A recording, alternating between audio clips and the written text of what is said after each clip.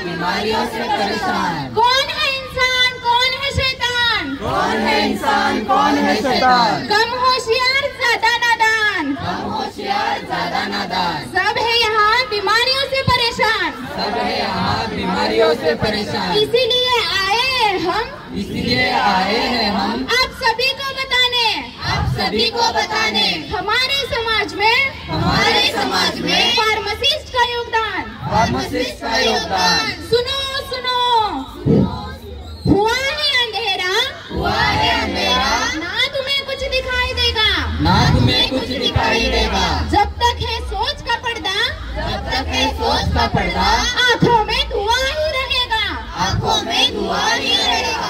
आज मिला है मौका, आज मिला है मौका, तो कुछ कर दिखलाना है, तो कुछ कर दिखलाना है। हमारे अपने फार्मासिस्ट का, हमारे अपने फार्मासिस्ट का योगदान तुम्हें बताना है, योगदान तुम्हें बताना है। आज स्विस्ट असोसिएशन तर्फे गांधीनाथ रणजी कॉलेज ऑफ फार्मसी सोलापूरचे आम्ही विद्यार्थी तुमच्या समोर जागतिक फार्मासिस्ट दिवस 2024 हा साजरा करण्याकरिता तुमच्या समोर उपस्थित आहोत। जागतिक फार्मासिस्ट दिवस तो का साजरा करतो? अरे अनेक कठीण परिस्थितीमध्ये डॉक्टर आणि नर्सिंग स्टाफ सोबतही पडद्यामागे राहून फार्मासिस्टने एक मोलाची भूमिका निभावली आहे, याचा गौरव तर व्हायलाच हवा। मग याची सुरुवात कोणी केली? याची सुरुवात FIP म्हणजेच इंटरनॅशनल फार्मास्युटिकल फेडरेशन या संस्थेने केली। या संस्थेची स्थापना 1912 साली झाली। या संस्थेने जागतिक फार्मासिस्ट दिवस ही संकल्पना मांडली। हा जागतिक फार्मासिस्ट दिवस आपण कधीपासून साजरा करू लागलो? जागतिक दर्जाचा फार्मासिस्ट हा भारतात निर्माण व्हावा व समाजात फार्मासिस्टची प्रतिमा उंचावणे गरजेचे आहे, यासाठी आपण 2009 पासून जागतिक फार्मासिस्ट दिवस साजरा करतो। तर pharmacist meeting the global health needs या विषयाला अनुसरून आम्ही गांधीनाथ रणजी कॉलेज ऑफ फार्मसीचे विद्यार्थी तुमच्या समोर आरोग्य क्षेत्रातील फार्मासिस्टचे योगदान या विषयावर फार्मासिस्टचे निगडित एक प्रबोधनयुक्त पथनाट्य सादर करणार आहोत। विकसनशील देशांबरोबरच विकसित देशांमध्ये कोरोनाचा प्रसार झपाट्याने होत होता। आरोग्याच्या सर्व सोयी सुविधा असताना सुद्धा विकसित देशांमध्ये कोरोनाचा प्रसार होत होता। सर्व देश या महामारीला बळी पडत होते। सर्व विकसनशील देशासोबतच विकसित देशांमध्ये कोरोना ही महामारी बळी पडत होती। मग कोरोना ह्या महामारी दरम्यान भारतासोबतच इतरही देशांचा समावेश होता। यात कोणकोणते देश होते बरं?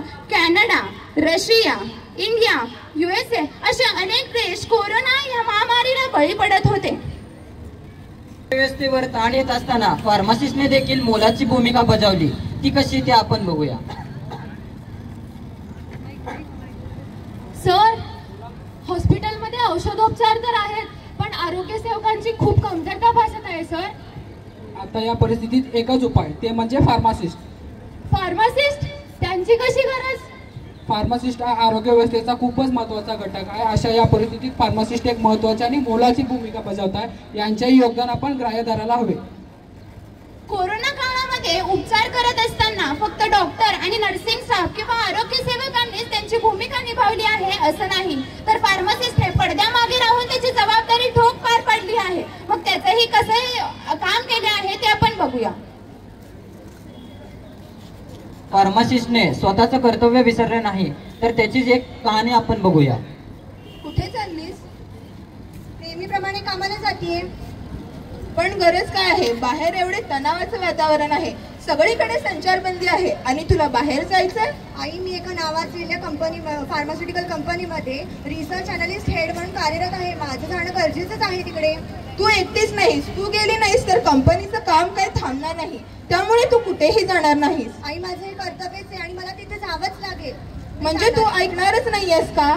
बाहेर रुग्णांची संख्या एवढी झपाट्याने वाढत चालली आहे, तुला काही झालं तर? आई, मी एक फार्मासिस्ट आहे आणि माझं जाणं गरजेचं आहे। त्याच रुग्णांची संख्या कमी करण्यासाठी आम्हाला सगळ्यांना एकत्र येऊन कार्य करावंच लागणार आहे। बरं, तू ठरवलंच आहेस तर ठीक आहे। तुझ्या या योगदानाचा मला अभिमानच आहे। फक्त तू स्वतःची काळजी घे, एवढंच। मी स्वतःची पूर्ण काळजी घेऊन जाईन। न करता एक फार्मासिस्ट कोरोना या महामारी दरम्यानही त्याचं काम चोख बचावत होता। कठीण काळांमध्ये पडद्यामागे राहून फार्मासिस्टने नवीन येणाऱ्या रोगांवर औषध निर्मितीसाठी काय काय परिश्रम घेतले ते आपण पाहणार आहोत।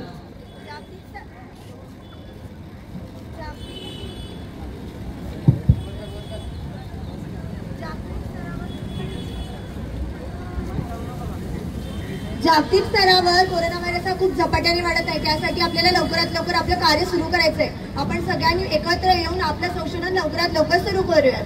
Research and development department, production, quality control, quality assurance, regulatory affairs आणि क्लिनिकल ट्रायल्स आपल्या सगळ्यांना एकत्र येऊन या कोरोनावर काहीतरी उपाय काढायचा. लवकरात लवकर कामाला लागा.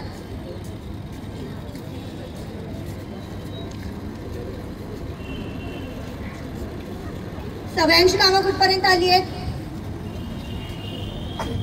आम्ही एक नवीन घटक शोधला आहे. त्याचे उत्पादन करण्यासाठी आम्ही त्याला उत्पादन विभागाकडे देणार आहोत. आपण आधीचे वॅक्सिन्स किंवा प्रोडक्ट वापरू शकत नाही का? नाही, कारण तो सध्याचा कोरोना व्हायरस प्रभावित नाही आहे. तर आम्ही एक नवीन घटक तयार केला आहे. तो नवीन घटक आम्ही उत्पादन विभागाकडे पाठवतो. हो, त्यानुसार आम्ही नवीन वॅक्सिनचं प्रोडक्शन सुरू करू आणि QC/QA डिपार्टमेंटला पाठवू. या लसीची सुरक्षितता आम्ही तपासली आहे आणि ही लस योग्य देखील आहे. पुढील मान्यतेसाठी मी RA डिपार्टमेंटला पाठवते. हो, या लसीची मान्यता देखील आलेली आहे आणि ही लस पुढील मानवी विभागाच्या तपासण्यासाठी पाठवायला योग्य आहे. या लसीच्या आम्ही सर्व चाचण्या पार पाडल्या आहेत आणि ही लस मानवी वापरासाठी योग्य आहे की नाही याची खात्री देखील आम्ही करून घेऊ. आणि ही लस मानवी वापरासाठी योग्य आहे, त्यासाठी मी पुढे पाठवते. लस बघू. अशा प्रकारे आपण सर्वांनी एकत्र येऊन या कोरोनावर उपाय काढलेले आहे आणि या लसीला मी पुढे पाठवतो. डोलो ले लो, कोविशील्ड ले लो. देख देख का डायलॉग लिखा है ना. सुबह से एक विक्स की गोली बिकी है, ना ही बिकी है आदि डोलो. ना सुबह से एक विक्स की गोली बिकी है, ना ही बिकी है आदि डोलो. आगे क्या करूँ तुम ही बोलो. आंखों के नीचे आता है नोज, परपोज के लिए चाहिए रोज. और क्या बिगाड़ेगा हमारा ये कोविड वाला थैनोस. एक बार जिसने ले ली कोविशील्ड वाला डोज, बोला था मैंने मजनू को वैक्सीन ले ले. बोलता है पेंटिंग बना रहा हूँ, घोड़े के ऊपर गधे की पेंटिंग बना रहा हूँ. बेचता हूँ उसको वैक्सीन लेने के लिए. भाई वैक्सीन है, दे दो. ले ले भाई, मजनू को बुला के आता हूँ. मी MR म्हणून कार्यरत आहे. ओके. आजच्या ज्या परिस्थितीमध्ये आहे, कोरोना हा व्हायरस खूप प्रमाणात वाढत चालला आहे. तर यावर उपाय म्हणून आम्ही एक वॅक्सिन तयार केली आहे आणि ही वॅक्सिन खूप इफेक्टिव्ह आहे आणि याचे साईड इफेक्ट्स ही जास्त प्रमाणात होणार नाहीत याची आम्ही काळजी घेतली आहे. तरी आमची अशी इच्छा आहे की तुम्ही हे वॅक्सिन वापरून पहा. थँक्यू. तर आपण पाहिलं, फार्मासिस्ट हा फक्त औषधे विक्री करत नसून तो विविध क्षेत्रात कार्य करतो, जसे की research and development, manufacturing, quality control, quality assurance, research and development सोबतच फार्माकोव्हिजिलन्स, क्लिनिकल ट्रायल अशा विविध क्षेत्रात तो कार्य करत असतो. मग अशा विविध क्षेत्रात कार्य करताना तो जगासमोर येतो का बरं?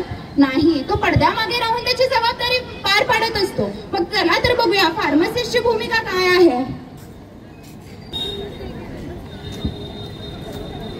अबे ओमक्या, कुठे चालला? अरे नशीब बघितलीस, नाही तर आजकाल लोक फोन मध्ये घुसली की बाहेर बघतच नाहीत.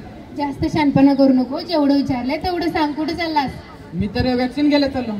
चल ना तू पण. तुला दुसरे काही कामं नाहीत का? वॅक्सिन मी तर ऐकले वॅक्सिन घेतल्यावर पुन्हा लोक आजारी पडतात आणि कोरोना होतं. मी तर नाही घेणार बाबा, तूही घेऊ नकोस. हो का? तुला ही माहिती कुठून मिळाली? मी तर व्हॉट्सअपवर न्यूज ऐकले की वॅक्सिन घेतल्यावर कोरोना होत आणि आजारी होतात, त्यामुळे मी नाही घेणार आणि तूही घेऊ नकोस. बरं झालं बाई, मला तू सांगितलीस. आता मी पण नाही घेणार वॅक्सिन. ठीक आहे, घेऊ नको. आप्पाचा विषय लय हार्ड आहे. आप्पाकडे क्रेडिटचं कार्ड आहे. आप्पाचं घरात नाही ध्यान पण आप्पाचा बाहेर लय लाड आहे. आता ह्याचं काय आहे, नी कोण ओळखतोस का त्याला? अरे हा तर माझा मित्र आप्पा फार्मासिस्ट. याच्या सांगण्यावरनं तर मी वॅक्सिन घ्यायला चाललो होतो. एक मिनिट, तुम्ही काय लावलं वॅक्सिन? मी याला सांगत होते की वॅक्सिन घेतलं तर पुन्हा लोक आजारी होतात आणि कोरोना होतात, त्यामुळे तूही घेऊ नकोस आणि मलाही घेऊन जाऊ नकोस. तसं काय नाहीये, हा तुमचा फक्त गैरसमज आहे. आपल्याला वॅक्सिनने कोरोनावरनं बचावच होणार आहे. फक्त आपल्याला त्याच्याशी रिलेटेड नियमावली पाळावी लागेल. मग वॅक्सिन घेण्याचं काय गरज आहे? वॅक्सिन घेतल्याने आपल्याला कोरोनाचा बचाव तर होणारच आहे, पण सोबतच आपल्याला त्याच्यासोबत लागणारी जी काही काळजी आहे ती पण घ्यायची आहे. जसं की मास्क घालायचं आहे, विनाकारण संचारबंदी संचार टाळायचा आहे, तरच आपण कोरोनावरती मात करू शकतो. कळलं? चला मग वॅक्सिन घ्यायला. चला चला चला वॅक्सिन दे ना.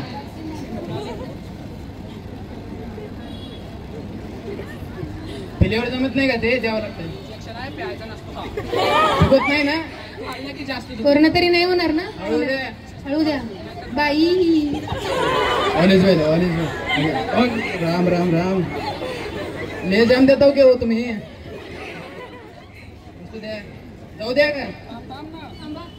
गोळ्या द्या आमच्या. जरा हळू देत जावा. प्रिस्क्रिप्शन आहे बाजूच्या मेडिकल स्टोअर वरनं कलेक्ट करून घ्या. जाऊ द्या जरा हळू देत जावा.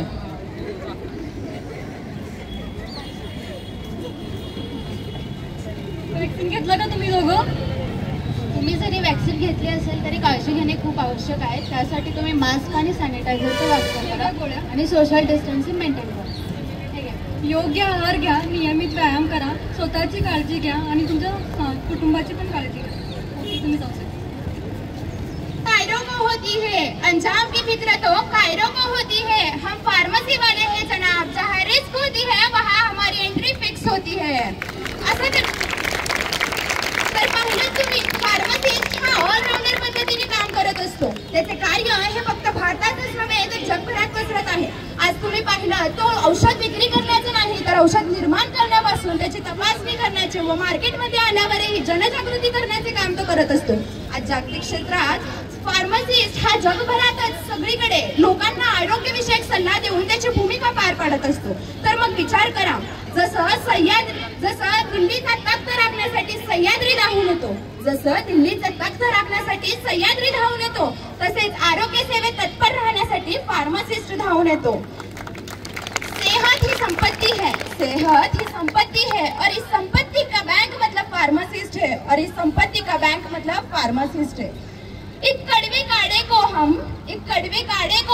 लजीज सिरप बनाते हैं. एक कड़वे काढ़े को हम लजीज सिरप बनाते हैं.